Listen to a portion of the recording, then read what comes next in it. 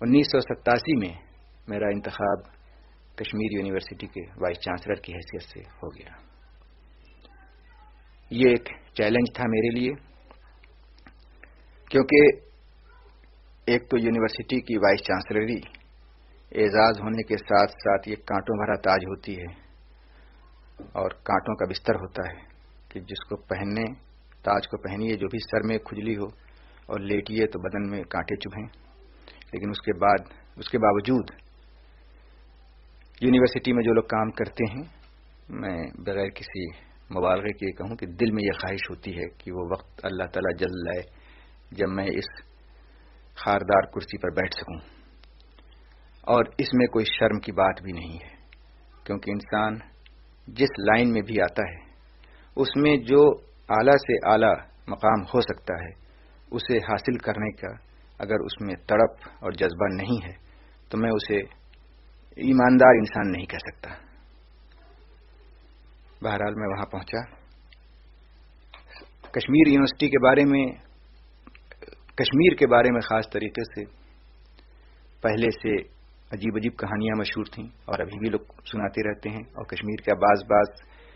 یہ ایسا ہوتا ہے کہ روایتیں چلتی رہتی ہیں کچھ خاص برادریوں کے بارے میں، خاص علاقے کے بارے میں، کشمیر کے بارے میں بھی تھیں کہ وہاں غیر کشمیری کو پسند نہیں کیا جائے گا، تمام کشمیری ایک طرف ہو جائیں گے، تم اکیلے رہ جاؤ گے۔ لیکن وہاں پہنچ کر جب میں نے دیکھا تو مجھے محسوس ہوا کہ بات ایسی نہیں ہے۔ کشمیر دنیا سے الگ کوئی خطہ نہیں ہے، وہاں بھی انسان ہی بستے ہیں، اور لوگ اپنے مفاد کی بنیاد پر کبھی اس گروہ میں جاتے ہیں، کبھی اس گروہ میں جاتے ہیں۔ کشمیری نان کشمیری کا کوئی گروہ نہیں ہے، اشخاص کا گروہ ہے۔ جب تک ان کا مفاد کسی ایک گروہ سے وابستہ رہتا ہے وہ اس گروہ کے ساتھ رہتے ہیں، دوسرے دن وہ دوسرا گروہ چن لیتے ہیں اپنے لیے۔ تو وہ خطرہ تو دور ہوا۔ طالب علموں کے ساتھ بھی خدا کا شکر ہے کہ آسان ہی گزری۔ کشمیری طالب علم یا کشمیری لوگ جذباتی ضرور ہوتے ہیں، بہت جلد غصہ آئے گا، لیکن اگر ٹھنڈے دل کے ساتھ سمجھا کر ان سے گفتگو کی جائے تو وہ بات کو سمجھ لیتے ہیں، اور جو ان کے سامنے جو بھی پرابلم ہو اس کو اگر دور کر دیا جائے، کم از کم زبانی طور سے بھی اگر ہم اس کو دور کر دیں یا ان کو اپنی دشواریاں ہم بتا دیں کہ بھئی یہ دشواریاں جس کی وجہ سے یہ کام نہیں ہو سکتا، تو وہ مطمئن ہو جاتے ہیں۔ مثلا مجھے یاد آیا کہ ایک دن میں جب دفتر میں بیٹھا ہوا تھا تو میرے سیکریٹری نے آ کے مجھ سے کہا کہ کچھ طالب علم آئے ہوئے ہیں اور وہ بہت ہی اس وقت اریٹیٹڈ ہیں اور آپ سے فوراً ملنا چاہتے ہیں۔ میں نے پوچھا بات کیا ہے، تو ان کا لائبریری میں کوئی ایسی کتاب آ گئی ہے جس میں وہ کہتے ہیں کہ اسلام کے خلاف اور پیغمبر اسلام کے خلاف کچھ توہین آمیز جملے ہیں، یہ چیز اس پر وہ احتجاج کرنے کے لیے آئے ہوئے ہیں۔ جو کشمیر یا عام طریقے سے جہاں بھی مسلمان ہیں، یہ ایشو اتنا سینسٹیو ہوتا ہے کہ اگر کسی کتاب میں خاص طریقے سے کسی غیر مسلم مصنف کی کتاب میں اگر حضرت کی ذات سے متعلق کوئی نازیبا جملہ آ جائے تو جذبات برانگیختہ ہو جاتے ہیں فوراً ہی۔ تو میں نے اپنے سیکریٹری سے کہا کہ ان سے کہو کہ وہ جو کتاب ہے وہ مجھے دے دیں، اسلام سے متعلق کتاب ہے اس لیے میں آسانی سے سمجھ سکتا ہوں، میں رات کو اس کتاب کو پڑھوں گا اور صبح 10 بجے وہ مجھ سے دفتر میں آ کے ملیں، اس وقت میں اس پر فوراً کوئی ایکشن لوں گا، لیکن پڑھے بغیر اس وقت وہ خامخواہ کے لیے آ کے 2 گھنٹے تک تقریر کریں گے، وقت ضائع ہوگا، اس سے کچھ حاصل نہیں۔ سیکریٹری نے آ کے بتایا کہ وہ کہہ رہے ہیں کہ کتاب اس وقت ان کے پاس نہیں ہے لیکن کل صبح 10 بجے وہ کتاب لا کر دیں گے۔ میں نے کہا ٹھیک ہے، ان سے کہہ دینا کہ صبح 10 بجے کتاب دے دیں اور پرسوں اپائنٹمنٹ ان کے لیے فکس کر دو۔ جب میں 10 بجے دفتر پہنچا، میں نے پوچھا کہ وہ کتاب آئی، معلوم ہوا ابھی تک تو نہیں آئی ہے۔ 11 بجتے ایک ہنگامے کی آواز آئی، معلوم ہوا کئی 100 لڑکے دفتر کے باہر کھڑے ہیں اور فوراً وائس چانسلر سے ملنا چاہتے ہیں۔ میں نے پوچھا کیا معاملہ ہے، پتہ چلا وہی کتاب کا قصہ ہے۔ پھر میں نے ان سے کہا کہ اتنے 100 لڑکوں کو دفتر میں تو بلانے کی کوئی جگہ نہیں ہے، ان سے کہو کہ 8, 10, 12 لڑکے جو گفتگو کرنا چاہیں وہ کتاب لے کر کے اندر آ جائیں۔ میرے ساتھ جو دفتر سے متعلق لوگ تھے، انتظامی شعبوں کے لوگ موجود بیٹھے ہوئے تھے، انہوں نے اس को कहा कि साहब ये मुनासिब नहीं है कि आप फौरन मिल लें, लड़कों से मिलना इस तरीके से ठीक नहीं होता है, किसी डीन के सुपुर्द कर दीजिए, वो पहले बात करे। मैंने कहा देखो बेहतर यही होता है कि अगर पहले ही दिन लड़कों से गुफ्तगू कर ली जाए तो मामला ज़्यादा आसानी से सुलझ सकता है बमुकाबला इसके कि मैं किसी के सुपुर्द कर दूं, वो बात करे। जाहिर है कि वो इतने एतमाद के साथ बात नहीं कर सकता है, इसलिए कि उसे इख्तियारात हासिल नहीं हैं, बात कहीं नहीं पहुंचेगी और बढ़ती ही चली जाएगी। इसलिए उनको बुलाओ। उनका साहब खतरा हो सकता है, लड़के हैं, मुमकिन है कुछ बदतमीजी करें। मैंने कहा इन तमाम ये खदशात जो हैं इसके बावजूद उनसे मिल लेना ज़्यादा मुनासिब है मुकाबला इसके कि मैं कमरे को बंद करके अंदर बैठा रहूं। खैर वो 15-16 लड़के आए, वो किताब भी उनके पास थी। किताब में था ये एक हिंदू मुसन्निफ, खातून मुसन्निफ है, इस वक्त नाम जहन से निकल गया। किताब का नाम है फोक टेल ऑफ अफगानिस्तान। अब कहाँ अफगानिस्तान की लोक कहानियां और कहाँ आ हजरत का जिक्र, दोनों का कोई ताल्लुक भी समझ में नहीं आ सकता था कि फोक टेल ऑफ अफगानिस्तान में आ हजरत के बारे में कोई बात होगी। लेकिन उसमें एक कहानी गालिबन अफगानिस्तान में चलती होगी। वो हिजरत के मौके पर गार सौर में जब आ हजरत और हजरत अबू बकर सिद्दीक रज़ियल्लाहु अन्हु अंदर छुपे हुए थे, तो रवायात में आता है कि एक सांप की बिल थी जिसमें हजरत अबू बकर ने अपना अंगूठा लगा दिया था और सांप ने काट लिया। वो वाकया, उस वाक़े को वहाँ की कहानी की शक्ल में थी, उसने लिखा। जुल्म ये था कि तस्वीरें भी बनी हुई थी चूंकि उस किताब में, तो गार सौर का नक्शा बना हुआ, उस पर मकड़ी का जाल बना हुआ, अंदर कुछ धुंधली धुंधली तस्वीरें नजर आ रही थी कि कुछ हैं शक्लें, बाहर एक सांप मरा हुआ पड़ा था। इस पर लड़कों को एक तो ये एतराज कि ये कहानी है इसके अंदर दी गई है, उससे ज्यादा एतराज, सबसे बड़ा एतराज ये था कि तस्वीर बनी हुई है जो नहीं होनी चाहिए। और दिलचस्प बात यह कि एक साहब को इस पर शिकायत थी कि साहब रवायात में उस सांप के मरने का जिक्र नहीं आता, इन्होंने मुर्दा सांप गार के बाहर दिखाया, इस तरह हमारी तारीख को इन्होंने तोड़ मरोड़ कर पेश किया है। इससे अंदाजा लगा लीजिए उनके जहनी सतह का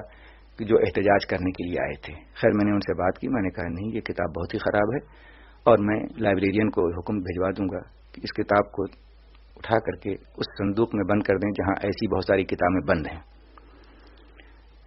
लेकिन इतने में तो लीडरी चल नहीं सकती थी, तो मुतालबा ये हुआ कि आप इस मुसन्निफ और इस पब्लिशर दोनों को ममनू करार दीजिए और आर्डर निकालिए कि इनकी कोई किताब न खरीदी जाए। मैंने अंदाजा लगाया कि वो लड़के थे जो कुछ मुस्लिम जहन के लड़के हैं और मुमकिन है कि जमात इस्लामी से भी मुतासिर हों। तो मैंने कहा बहुत अच्छा, मैं अभी आर्डर निकलवाए देता हूं, लेकिन इसमें खदशा ये है कि अगर इसी पब्लिशर ने कल को तफहीमुल कुरान का अंग्रेजी एडिशन शाया किया तो लाइब्रेरियन उस तफहीमुल कुरान को मंगवा नहीं सकता, इसलिए कि वाइस चांसलर का आर्डर होगा कि इस पब्लिशर से कोई किताब न मंगाई जाए। तो हम एक अच्छी किताब से वो रह जाएंगे, महरूम रह जाएंगे। या और कोई सीरत के ऊपर या तारीख पर कोई अच्छी किताब अगर ये शाया करता है या यही मुसन्निफ कोई अच्छी किताब लिखती है तो वो किताब लाइब्रेरी में नहीं आ सकेगी। कुछ देर आपस में उन्होंने गुफ्तगू की और कहा ठीक है साहब आपका कहना सही है, ये मुतालबा हम वापस लेते हैं, मगर एक दूसरा मुतालबा है। मैंने कहा वो क्या? कहने लगे कि आप एक ऐसा कीजिए कि तमाम किताबों की लाइब्रेरी में जितनी किताबें हैं उन्हें कोई ऐसा आप फार्मूला बनाइए, कोई कमेटी बनाइए कि वो पढ़ करके वो हिस्से किसी किताब में भी अगर कोई काबिल एतराज हिस्सा हो तो उसकी निशानदेही करें और उन किताबों को वहां लाइब्रेरी की शेल्फ से हटा लिया जाए। मैंने कहा बहुत अच्छी तजवीज है। सामने जो लड़के बैठे हुए थे उनमें से 3 जो ज्यादा बोल रहे थे, मैंने कहा कि तुम ये 3 आदमी, अभी मैं रजिस्ट्रार को आर्डर देता हूं कि तुम्हारे कम से कम 500 रुपए माहवार वजीफा मुकर्रर कर दिया जाए। तुम तीनों आदमी बैठ करके हमें लाइब्रेरी की उन किताबों की और उन जगहों की निशानदेही कर दो जहां ऐसे काबिल एतराज जुमले हों,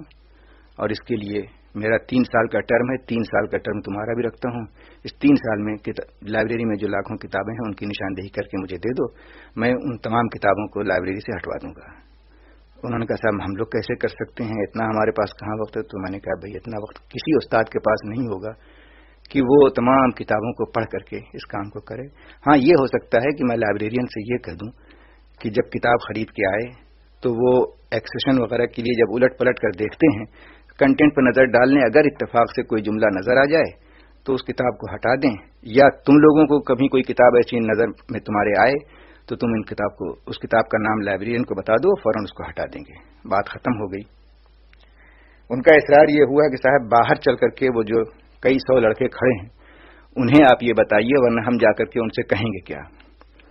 اس موقع پر جو ہمارا سیکورٹی اسٹاف تھا، ایک ڈپٹی سپرنٹینڈنٹ پولیس وہاں رہتا تھا، وہ اور دوسرے پراکٹر وغیرہ، ان کا صاحب یہ تو آپ بہت بڑا رسک لیں گے، آپ وہاں نہ جائیے، کیونکہ کئی سو لڑکوں کو کنٹرول کرنا کچھ آسان نہیں ہے۔ دل میں مجھے بھی پہلے ذرا سے یہ دھکڑ پکڑ رہی کہ جاؤں کہ نہ جاؤں، پھر میں نے کہا کہ اب ہرچہ بادہ باد ماں کشتی درا بنداختم، جب یہ ذمہ داری میں نے لی ہے تو یہ قدم مجھے اٹھا ہی لینا چاہیے۔ میں نے کہا اب جو کچھ بھی ہو میں نیچے چلتا ہوں، چل کے انہی سے بات کروں گا۔ خیر میں پہنچا تو لان بھرا ہوا تھا لڑکوں سے، میری آواز پست کہ اتنی آخر تک پہنچ نہ سکے، تو اب میں نے چاہا کہ ذرا سا کچھ مزاح کا پہلو پیدا کر دیا جائے تاکہ جو جذبات برانگیختہ ہیں وہ کچھ ہنسی اور قہقہے میں بھی اڑ جائیں۔ میں نے کہا کہ بھئی اب تو مائک آ گئے ہیں، مائکروفون وغیرہ، ایک مائک کا انتظام کرو تاکہ میں تم سے گفتگو کر سکوں۔ معلوم ہوا کہ صاحب اتنی جلدی کوئی مائک نہیں مل سکتا، تو میں نے کہا پھر ٹھیک ہے، میرے بچپن میں مائک تو آیا نہیں تھا، لیکن تقریریں میں نے سنی تھیں خلافت کی اور کانگریس کی، تو اس میں ہوتا یہ تھا کہ مقرر بولتا تھا اور بیچ بیچ میں لوگ بیٹھے ہوتے تھے، وہ ایک ایک جملہ اس کا زور زور سے ہر شخص دہراتا تھا، اس طریقے سے آخر تک آواز پہنچ جاتی تھی۔ تو وہی طریقہ آج یہاں میں اختیار کرتا ہوں کہ میں زور زور سے میں بولوں گا، اور میرے برابر جو ایک طالب علم کھڑے تھے ان کے کندھے پر ہاتھ رکھ کر کے میں نے کہا کہ ان کی آواز مجھے کچھ بہت تیز معلوم ہوئی تھی دفتر میں، تو میں بولوں گا اور یہ میرے ہر جملے کو دہرائیں گے۔ تو یوں شروع ہوا، میں نے اپنا وہی بات جو میں نے دفتر میں کہی تھی یہاں پر میں نے کہی، اور وہ طالب علم اس کو زور زور سے دہراتے گئے۔ اب یہ کچھ ایک عجیب مذاق اور ہنسی اور قہقہے کا وہاں ماحول پیدا ہو گیا، کچھ تفریح ہوئی، آخر میں وہ لوگ اٹھ کر کے چلے گئے۔ یہ کہانی آپ سمجھیں اس کو یا تجربہ کہیں کہ اس کو بیان کرنے کا مقصد اپنے کو مجھے ایک طریقے سے ریمائنڈ کرانا ہے کہ ہم عام طریقے سے جب یونیورسٹیوں میں ہنگامے ہوتے ہیں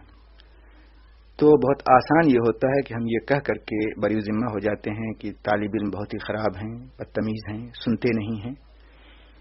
میرا تجربہ یہ ہوا اس ایک سال کے اندر کہ اگر ہم پہل کر کے، جو بھی ذمہ دار ہے شخص جو وائس چانسلر ہے، ایسے کریٹیکل مواقع پر اگر وہ پہل کر کے سامنے آ جائے اور رو در رو گفتگو کر لے تو بہت سارے مسائل شروع ہی میں طے ہو جائیں گے، اور ورنہ جب دن گزرتے جاتے ہیں تو پھر پریسٹیج کی بات آ جاتی ہے۔